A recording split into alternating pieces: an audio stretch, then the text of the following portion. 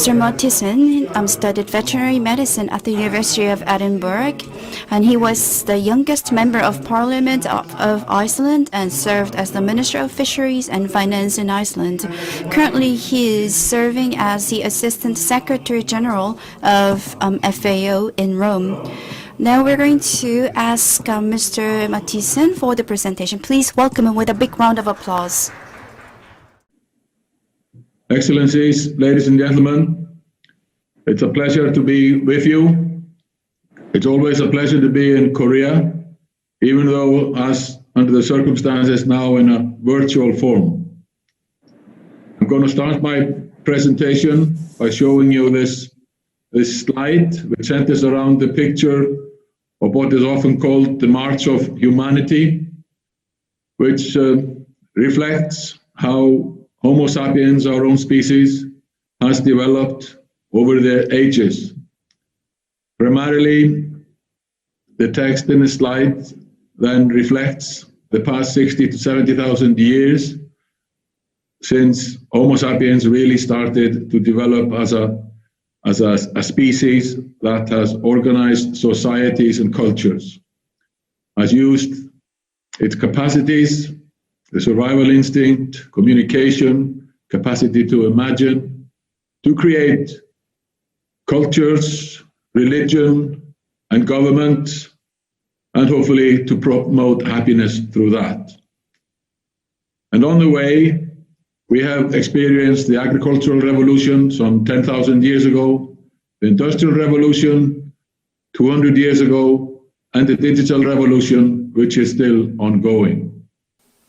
And the outcome of that is what I call the human system, which is an integrated, globalized system for people to live and work and survive together. But then we can ask, how has this human system fared in the past? And what is the future of the human system? In my opinion, the future of the human system depends on what I call the cornerstone subsystem, the food system. The human system has a number of subsystems, but what I call the cornerstone subsystem is the food system, since without food, we would not be going anywhere and we wouldn't be doing anything. So how is the food system doing? Historically, I think we can say that the food system is doing very well. Homo sapiens has multiplied the numbers over the ages, and now we are feeding a higher number than ever before. We still have problems, but the success is obvious. We are feeding a far higher number of people than ever before.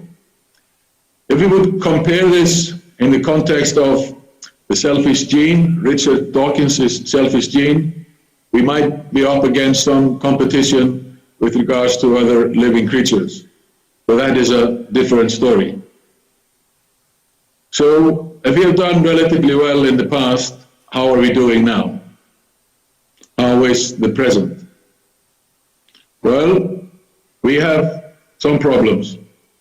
And that's why we have, as a global community, designed the SDGs to help us promote our survival on the planet.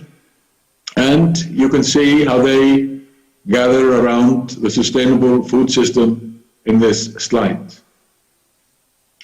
But let's look at this situation more closely, and particularly let's look at the background factors that affect our present situation. In the background, there is, of course, as I mentioned earlier, the Industrial Revolution. Out of that came modern capitalism as we know it, but we also created the Great Divide. The Great Divide between the developed countries and the developing countries. Because not all countries and peoples have benefited equally from the Industrial Revolution. There have certainly been difficulties on the way. Colonialism, for one. Slavery and the slave trade is another one. The post-colonial development has not been as positive as we would have wanted. And if we think about the ideological conflicts of the 20th century and the great wars that we experienced, there obviously comes up a certain amount of sadness. And at the present, we have drivers of stress, which are population growth, increased consumption and demand, low food productivity, more poor distribution systems, and again now we have more conflicts. And the effects are hunger and malnutrition, which is an existential threat both to individuals and to Homo sapiens as a species. And we have the opposite of that in obesity, which can be an equally difficult problem to solve. Poverty is far too great, far too many people live in poverty, both in abject and relative poverty. Abject poverty when you don't know when the next meal is going to come from, and relative poverty when you always find yourself at the end of the queue and always find yourself struggling to compare with others that are doing much better than you are doing. And this has affected the environment, and we are now tackling great environmental problems. Climate change, for instance, is sort of the overarching one at the moment. Biodiversity decline. Biodiversity decline is especially great on land. It's different and to some degree less in the oceans. We haven't lost any fish species to extinction in the last 200 years, for instance. But we have resource depletion, which is closely related to biodiversity disruptions. And we see that in some of our fish stocks, which are fished below the maximum yield level. There's also pollution, which affects both nature and our own health. And we now see emerging diseases coming as we encroach more and more on the wild nature. And one of the reasons for that is urbanizations. We are gathering more and more in large cities, which makes it more difficult to deal with emerging diseases. We also have large-scale migration, where people with aspirations are moving around the globe to improve the possibilities of moving on in the world for themselves and their offspring. We look at this more closely, we see that there are positive feedbacks, negative effects of some of the drivers and some of the effects. The relationship is a negative one, and both climate change and urbanization can be drivers of stress as well as effects of other drivers. And we still see hunger and malnutrition and obesity, poverty, and climate change, biodiversity decline, etc., under the effects column here in the graph. But these problems are greater on land than in the oceans, and there are obvious reasons for that. As it stands, as I said, the major problems are on land, and that is not surprising, since we get 95% of our food from the terrestrial part of the globe. So there are lots of stresses. You have soil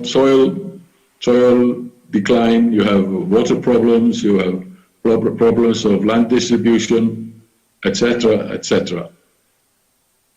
But in the oceans, we only produce less than 5% of the food that we consume on the globe. And the oceans cover 2/3 of the Earth's surface. And what is, if we consider the origin of all this, what is the sun's primary production potential, because it is the sun that is the originator of all this production, whether it's on Earth or in the oceans. The fact is that we are today only using a fraction of the sun's primary production potential. And that is reflected in the fact that only less than 5% of the food is produced on the 2/3 of the Earth's surface. The proportion that we get from the oceans by capturing a higher percentage of the sun's primary production potential in the 2/3 of the globe that the oceans cover. Yes, I believe that's worth considering, because I believe there is an abundance of opportunities in the oceans. It's not just opportunities, because there are also problems to solve. But if you look at the opportunities, just imagine the future of algae in the oceans and algal production from primary production of the sun. How that could benefit coastal communities, and how that could generate blue growth to benefit poor communities on the coast, and increase the production that they could contribute to other parts of the population further inland. Imagine agriculture on the coast, and even in freshwater system, which the same applies to. We've had great success in agriculture, but we still could have even more success to the benefit of mankind. And if we transfer this through the value chain and use innovation to create products that benefit people, take it through the food system and integrate it into the whole food system and in healthy diets, and then we can consider the UN decade of nutrition in that context, then we could harness a lot of the opportunities that the ocean and the sun together have to offer. But we need to solve problems as well. I don't want to hide that there are problems in the oceans, and they are of our own doing, and we should be able to solve them, like IUU, illegal, unregulated, or unreported fishing, and the consequence, overfishing. Over 1/3 of our fish stocks are overfished at the moment, and that we need to correct. But fish is the 100% food. It is the magic food of the oceans, the magic food of the planet. And in a small fish like this one on the screen, you have a whole package of micronutrients for a person for a whole day. And that is a remarkable thing. When we look at healthy diets, when scientists analyze and study diets and which ones are healthy, it doesn't really matter which diet it is that is studied, whether it's the Nordic diet, the Oshoku diet, the Mediterranean diet, or the Eat Lancet diet. They all come up with a diet which has a relatively large place for food from the ocean, but generally for fish. And this is remarkably consistent in all the dietary advice that is given. The Mediterranean diet is the most famous one for its vegetables, cereals, pulses, and moderate intake of fish and meat.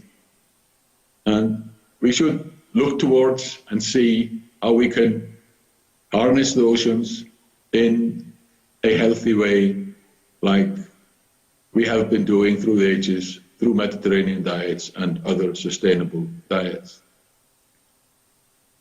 But what are we doing about this at the moment? Sadly to say, only 0.8%, less than 1% of overseas development aid went to sustainable ocean projects in the years 2013 to 2018. 75% of that went to only 20 countries. And just imagine, we have over 200 countries in the world, and only 20 of them benefited in a real way from overseas development aid on sustainable oceans. And SDG 14, the SDG on the ocean, is consistently at the bottom in mentions in official reports that have been analyzed in that regard. So there is no wonder that we ask, do we need change? Yes, and people believe we need change. When 20,000 people were polled, SDG 14 came out number 5 of 17 SDGs in importance. So yes, people want change. And the change has to happen through the cornerstone food system. And the cornerstone food system needs blue growth. And that blue growth needs to be based on innovation and new ideas. We have to have new ideas to make sure we don't make the mistakes of the past. We need education. There is still a large proportion of humanity that needs more education. And capacity development is one of the most important things that we can engage in to promote development and blue growth. Nothing of this we can do without cooperation. We have to work together. And that needs to be in a meaningful hand-in-hand cooperation where those that have something to contribute work together with those that need to do and develop new things. It has to be a mutually respectful cooperation. And we need resources and investments to do this. We need more than less than 1% of overseas development aid for blue growth to become a reality of a general nature on our globe. And let me then ask the question, what can Korea do? I believe Korea can do quite a lot, because I believe Korea understands. Korea is one of a few countries who in one generation have gone from being a developing country receiving overseas development aid to becoming a developed country contributing overseas development aid to others. And also because I believe Korea has technology. And I've seen it and I know about it. Korea has cutting edge technology wherever basically you look. And that is true of blue growth as well. And Korea also has resources. So these three factors, understanding, technology, and resources, go together. But what possibly is most important is that Korea also has a coastal and oceanic heritage.